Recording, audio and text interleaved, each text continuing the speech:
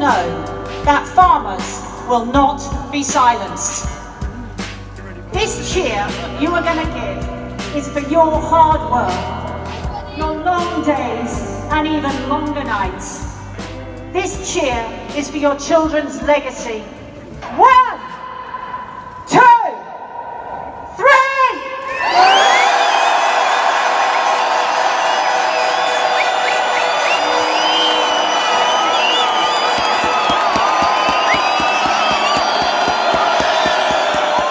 On Tuesday, the Council Watch team headed to London to support over 40,000 farmers and their friends. Yes, I know the BBC no doubt told you it was 10,000, but we've been reliably informed it was around 45. So I'm going to play you some of a speech that epitomised the day, and that was Jeremy Clarkson's. Now, there were many great speeches from farmers, but a lot of them weren't actually close enough to the microphone from where we were standing to pick it up clearly. Thankfully, Jeremy's voice did carry just enough for us to record it. Now, as many of you know, Jeremy has recently had a heart attack, but also he'd done his back in. But like any good farmer, he worked through the pain and carried on regardless. So it was nothing short of a miracle that he managed to drag himself up on stage. And as you'll hear, it's a great speech. Right up until the ending. Then it went really, oh, Jeremy. Anyway, see what you think. Hello everybody! And I'm going to start with a bit of honesty. I lived in London 25, 30 years, and when I was here, like a lot of people who live in cities and go on Twitter, I thought farmers drove around in Range Rovers, moaning until February, and then all went skiing. And then about 5 years ago, I started farming. And I've come to understand just how unbelievably difficult it is, and complicated, and dangerous, and cold. Very cold. Even when the harvesting is cold. And it's just the forest of costs that staggered me. £200,000 for a medium-sized one. A combine, £500,000. All the equipment costs a fortune. And if you try to price what you're selling to accommodate that, there's just a lot of moaning. You get people saying, oh, I can pay that, I can get a chicken from abroad. Yeah, you can. It's so full of chlorine, it tastes like a swimming pool with a beak. And then you've got the environmentalists endlessly shouting at you. And so we have all of this complication and all of this cost, and there's very, very little money, very little money, as you know. And then we got the budget. Now I know a lot of people all across the country in all walks of life took a bit of a kick on the shin in that budget. You lot got a knee in the nuts and a light hammer blow to the back of the head. Because we had pickup trucks, double-cab pickup trucks, being reclassified as company cars. 211% tax rise there. £50 carbon tax on a bag of fertiliser. The basic crop payments altered in such a way that we're getting a lot less than we thought we were going to get. And then there was the inheritance tax business. Rachel Reeves has told us, what is it, 72%.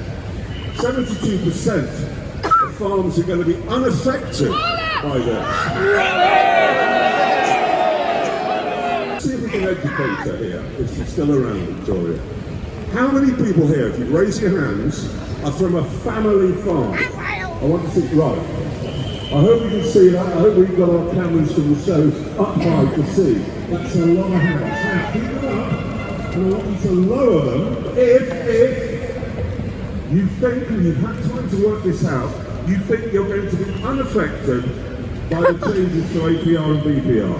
Put your hands down if you're going to be unaffected. Thank you. My case rests.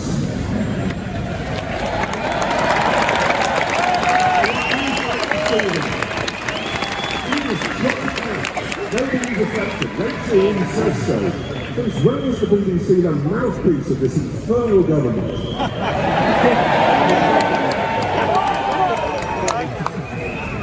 I've got to get the brakes on. The trouble is I'm off my tits on codeine and paracetamol. I know what I'm saying. But I do want to finish, if I may, with a message to the government. I do. Not a shouty one, it's this. For the sake of everybody here, and for all the farmers who are stuck at home today, paralysed by a fog of despair over what's been foisted upon them, I beg of the government to be big, to accept that this was rushed through, it wasn't thought out, and it's a mistake. That's the big thing to do, admit it. It's a really good job that we weren't close enough to get to the stage, because if we have, I don't think I could have stopped myself elbowing my way through security and going up to Jeremy Clarkson and saying, Jeremy, hang on a minute. Do we work for the government or do they work for us? I think you'll find they are meant to be serving us. Don't beg them. Then, if I hadn't have been brutally thrown to the ground by security, I would have asked the audience, do you feel this government is serving the people? Yes or no? I'm fairly certain I'd have got a no. Then I'd have said, well, who are they serving then, if they're not serving us? So even though politicians aren't exactly the brightest sparks, and they know little of industry, having come straight out of university into politics, you don't have to be a genius to realise if you cover our farmland in wildflowers, solar panels, and you completely kill the farming industry, we're going to have some food supply issues, especially when net zero requires us to stop importing all food by shipping and air. So who are they serving? Who's going to be buying your land when you are forced to sell it? It's not going to be other farmers, is it? So who benefits? Follow the money. Who is going to be buying all this farmland? Now, what was quite interesting is from where we were, we couldn't actually see the stage. The politicians came on stage. I wasn't expecting them, and I didn't actually hear who was being introduced because not everyone held the microphone close enough.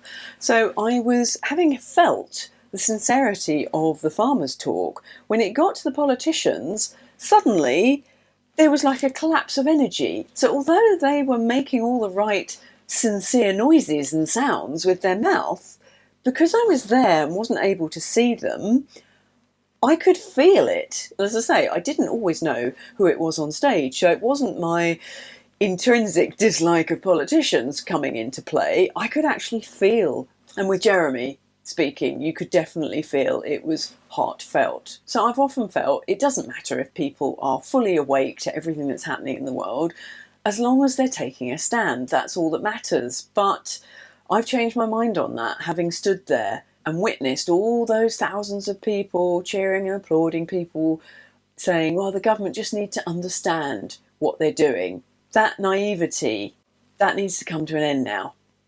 I've realised you do need to know thy enemy. So those of us that have researched really do need to literally peel back the eyelids of those that are not seeing what's truly going on here. Now, one of the people we did manage to bump into was Richard Jeffs from Yellow Forum, who has made an excellent documentary talking about stakeholder capitalism and how we are being transitioned away from a democratic society into one that is controlled by governments and these big corporations all coming together to manage all of our land and all of the assets of the world. This is Klaus Schwab. He's the executive chairman of the World Economic Forum, an exclusive organisation for the world's most influential people. Around 1/3 of the members are CEOs of multinational companies, 1/3 are leaders of international organizations and governments, and 1/3 are from civil society, forming a truly multi-stakeholder community. His members include powerful heads of state, from Joe Biden and Keir Starmer to the President of the People's Republic of China. We are working closely together with governments from around the world, including all G20 countries. Over the last 50 years, I have further developed the stakeholder concept into a global business citizenship. Today, the concept of stakeholder capitalism is finally becoming mainstream. Led by this controversial figure, the world's most powerful people are colluding in an undemocratic transition to another political system. We are talking about a substantial shift which is taking place to an economy which is more based on stakeholder responsibility. Despite our governments and the media being partners of the World Economic Forum, no one has informed us. This transition is happening undemocratically and discreetly. Throughout his book, Klaus Schwab insists we are all stakeholders under stakeholder capitalism, and his new political system benefits all people and the planet. Hidden, however, in a World Economic Forum blog, Klaus Schwab explains who really acquires the authority. To ensure that both people and the planet prosper, 4 key stakeholders play a crucial role. They are governments, civil society, such as education bodies, companies, and the international community, such as the UN and European Union. Nearly every government around the world is following directives from the unelected World Economic Forum and the UN. And when you see where they want to take the world, which Richard's documentary shows in detail, then you see these governments do know what they are doing. And even just a quick calculation on the maths shows you they are not serving the people. Let me just play you this short clip from a video Paul Burgess did yesterday. We spend £11.6 billion a year giving green energy subsidies overseas. We give that away. We actually do harm in doing that, but that's another subject. Let's take 0.6 off to make it 11 billion. That's the farmers out the way, because they claim they're only raising about 550 million on that. Right. Let's deal with the old age pensioners now, right? We've got £11 billion left out of that budget. Well, that's about £1.5 billion or so, they say. It varies a bit, but about there. So we're now down to £9.5 billion left we're still giving away. So this is a choice by government. Governing is about choice. And there's many other things. We're spending £3 billion on housing illegal migrants, and they are illegal because they enter the country without going through the proper channels. And we put them in 3-4-star hotels. That's £3 billion a year. So that's 6 times more than what they're gaining from the farmers. These are questions of choices by government, and our government should be accountable for making those choices. So a line in the sand was drawn on Tuesday. The farmers are saying no, but we need more people to say no. We must back our farmers, because once they've broken the farmers, guess who they're coming for? Yeah, it'll be us. And those who control the food and those who control the money supply control the people. Our political system is not serving us. We need to scrap it and start again. We don't need 650 MPs with a country this size. What we need is 100 or 200 people that, one, don't want to be politicians, that local people have chosen to represent them. Because it was never meant to be political. It was meant to have a representative that goes to Parliament and thrashes out the problems of the local population in Parliament so that solutions can be found. People put more thought and energy into voting for people on Strictly and I'm a Celeb than they do choosing who should run this country. Ralph Ellis, who's one of our climate advisors, he thinks that all politicians should have an IQ test. And yes, they should, but they should also have an EQ test to make sure they are empathic. And they shouldn't have any affiliations to these unelected bodies like the World Economic Forum or any secret societies or anything that they serve ahead of the people. We should have a system where those that are willing to be a Prime Minister and in the Cabinet throw their hat into the ring, and we literally do a voting like a Strictly, and we get to know those people and we choose. We put them in our Big Brother house or do something and see who we want running the country. If we did that, we might actually stand a chance. What we should have instead of political parties is these MPs all working together to come up with solutions and voting on it.